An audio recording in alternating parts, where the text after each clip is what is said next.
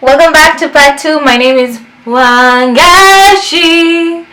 Kama hunipendi, exit please.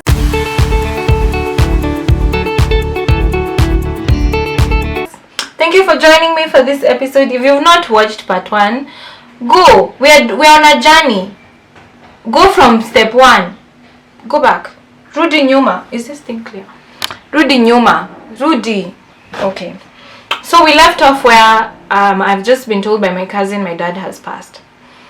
I am now like, okay, can I be the one to tell my brother and my mom? And she's like, okay. So my logic was, I go to town because it's 5:30 in the morning.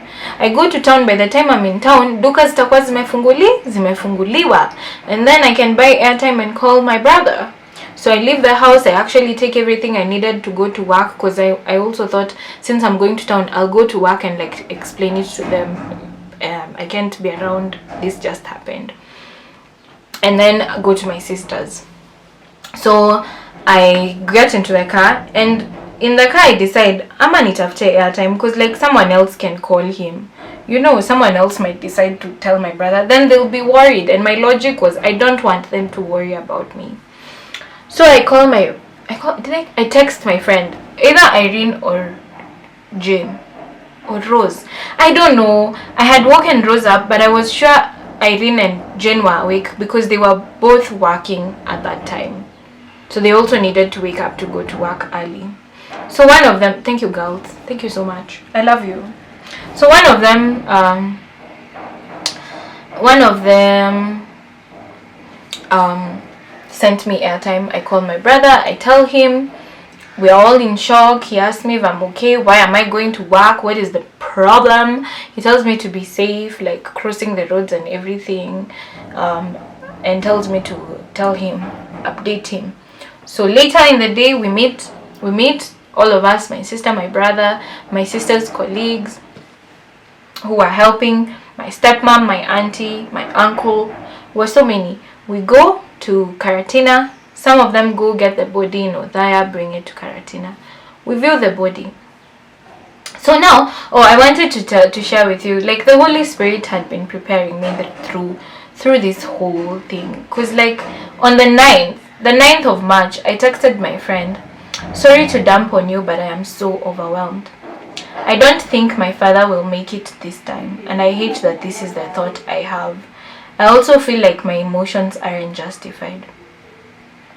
I kept postponing meeting him, and I think it's because I was so scared to see him sick. My friend shared with me Joshua 1:9, shared with me the Bible verse. And then I tell her I'm so terrified because I let go of my dad in prayer. He had complained about pain the last time we talked. And that day I told God that it's okay if he doesn't make it to meet my kids. And I really wanted him to be a granddad because he never got to be my dad. I let him go, and this happened. So this is me talking about how I've been told he's in the ICU. So this is the 9th. The 10th is when he passed. So I remember seeing his body and thinking, he's not here. This is just his vessel.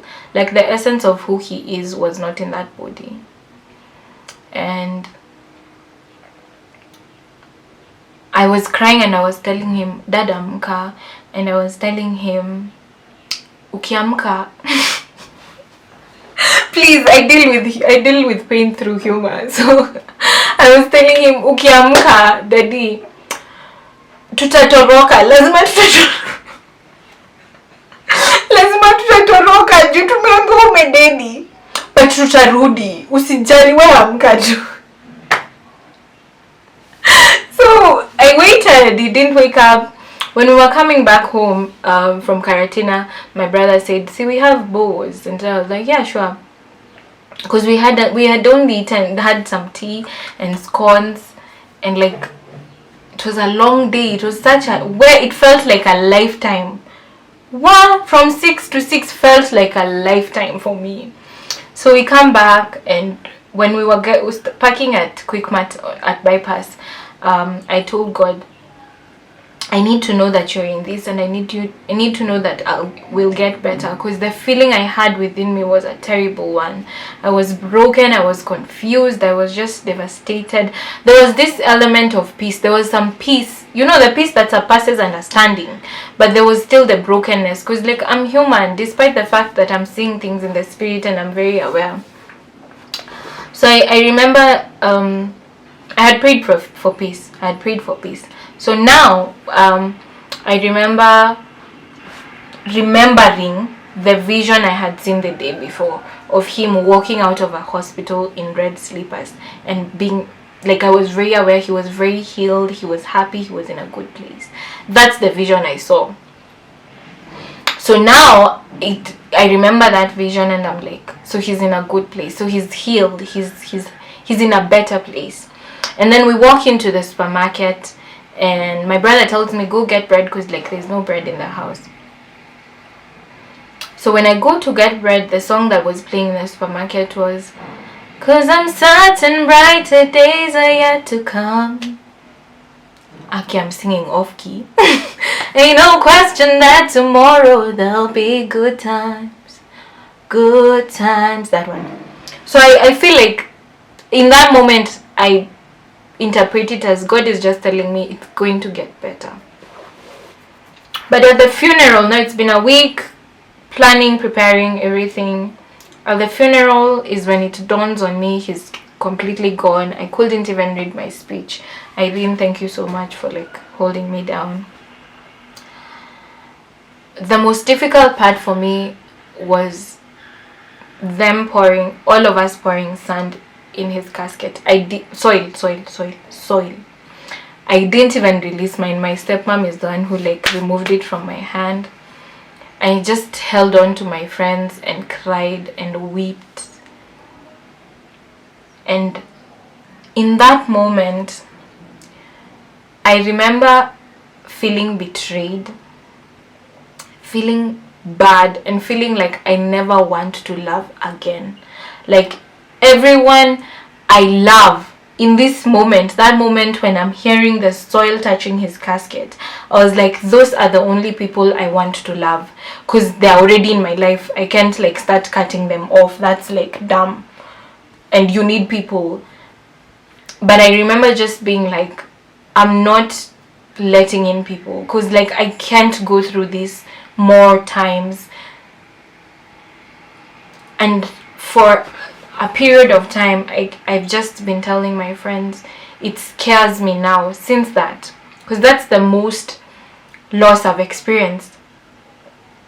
And you imagine, this is a man who wasn't really there for so many years of my life, but I was in so much pain, because this was my father. I am named after him. We were reconnecting. I was learning so much about myself through him. He was such a good man. I remember for a period of time, I kept telling my friends, I don't think I ever want to love new people. Because the more people you love, the more people you will have to bury, or the more people will have to bury you. And it's a devastating place to be. But one thing I've learned is that suppressed grief becomes anger, because grief is just love with nowhere to take it. And so you become agitated because there's all this love, I want to give it away. I'm very fortunate to have walked this journey with God, because God really helped me. For a long period of time, every morning I'd wake up and my father's, like, I could remember that, the pouring of the soil, and like, oh my dad is dead. Every morning for 3-4 months, every morning. Now it's not every morning, some mornings. For a long period of time, I would just, in my sleep, I would just remember, like, I would be in my sleep and see the funeral again and again and again. But I've learned that, like I've said, we are not supposed to suppress our grief. So walking through the journey of grief is understanding that, and it's something my cousin said in one of our wake the morning meetings we were having, my cousin said, a life that was loved is not a life that is lost. A person who was loved is not a person that is lost. And just knowing that we've not lost him because we were able to love him. But through that journey, I've had to deal with my grief. I've had to go back to therapy. I've had to write down how I feel, why I feel that way. I've had to go through situations like from March to where tomorrow is September. I have not entertained any man because now I'm at the right age where my family is starting to tell me you should be getting a boyfriend. Guys, where was I? Someone knocked at my door. I was saying,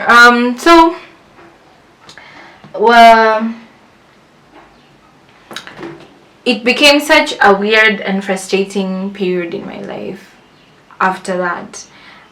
I started to realize how death is the only humane thing. Like, whether you eat or drink or party or never party, whether you ever travel on plane or not, you're going to die. But then I also started to reflect on how difficult it is for me and how terrible it has been. So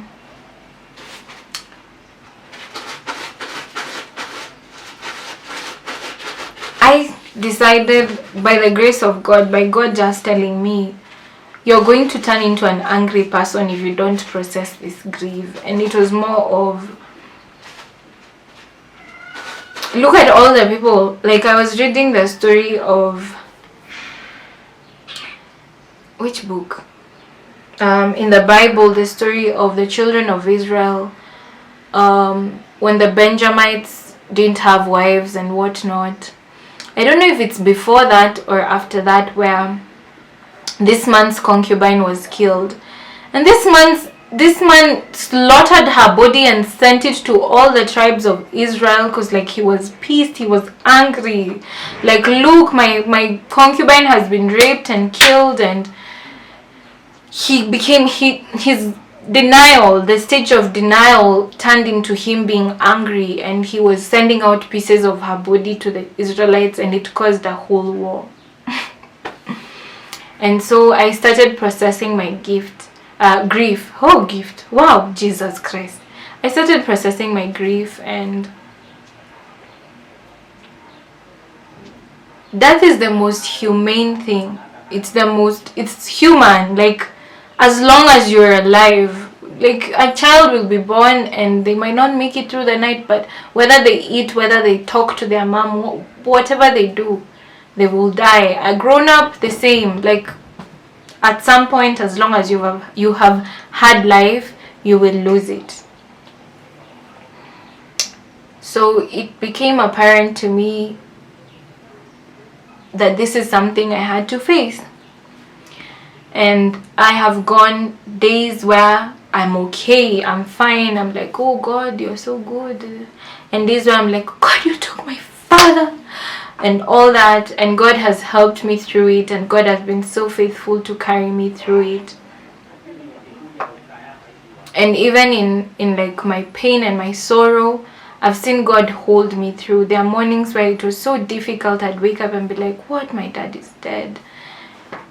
And there are nights I struggled to sleep. So I started writing down, processing my feelings, and writing down the memories I have of my father, just so I don't forget. And I started praying that God helps me to deal with it and gives me joy and just reveals himself as my father, because now I don't have a father here on earth. And I opted to go back to therapy and get help processing this. And one thing about grief is, grief with regards to death, one thing I've learned is it's going to be a lifelong process. As long as I'm living, I'm going to go through seasons where I will grieve my father 10, 20 years from now. Because for me to have been here, I must have had a father, you know. But how I'm taking the journey is when I am low, I go low with God. When I am high, I stay high with God. Like when I'm in a good mood, when I'm okay with, at peace with the fact that He's gone, I stay high with God. And one thing, my mentor, such an amazing teacher at the place I was doing my teaching practice, amazing lady, she told me, when you need to cry, cry. And so I cry. If I need to cry today, I cry. If I don't feel like crying, I don't. But in 5 months, I don't think I'm at a place where I'm okay. But I'm better than I was 2-3 months ago. I'm now dealing with the aspect where, like I said before, I don't want to get close to new people because I don't want to go through the grief. But now that I'm here, I understand that I need to love people, and I need to allow people love me in my journey through life. Because like my cousin said, a life that is loved is not lost. A person that is loved is not lost. And I want people to always know that even in their death, they will still be remembered. And I want to know that. I want to know that even when I'm gone, when I'm old and gone, because people loved me, I am not lost. So in this journey to seeking wholeness,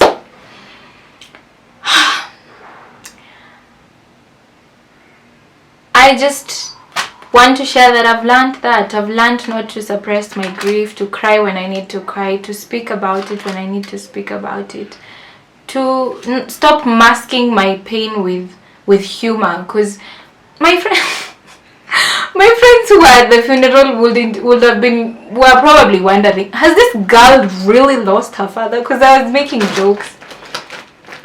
I was making so many dead dad jokes. But that's how I mask my pain with humor. But God has been so graceful, and He kept reminding me. And even today in the morning, because I had a dream about the funeral, He kept reminding me that He draws nearer to the brokenhearted. So I guess that's what I want to share. Maybe there'll be an update a year from now. I'll probably record and tell you how I've been faring. But God has been such a faithful Father. Let me give you a testimony. My landlord shares a name with my father, the landlord to this house that I'm moving from. And while I've never delayed in rent, never, my rent is always so early, like days early, which I really thank God. I had an issue with our agent, and I was like, I went and told the caretaker I'm having an issue with our agent. He told me, let's go and talk to the landlord, and the landlord was like, you're my daughter now. If you have any problem, come directly to me. You don't need to respond to the agent. And I just knew that was God revealing Himself in human form, and it was so beautiful. Because like when I got home, I was like, oh my gosh, this guy actually shares a name with my dad, so yes, he's my father. But now I'm moving, and I know God will go before me. I know He'll go before me, and I know He's working through this journey. And I'm just praying that all of us, you who is watching me, that we don't experience loss anytime soon, and that we know we should not suppress our grief. Cry, speak about it, go to therapy, process it. Take a time out to just think through it. So that's it. Thank you so much for joining me on this episode. Please like, share, subscribe, and comment. Next episode, take care of yourself. Be good to yourself. Be kind to yourself. Take care. Bye-bye. Bye.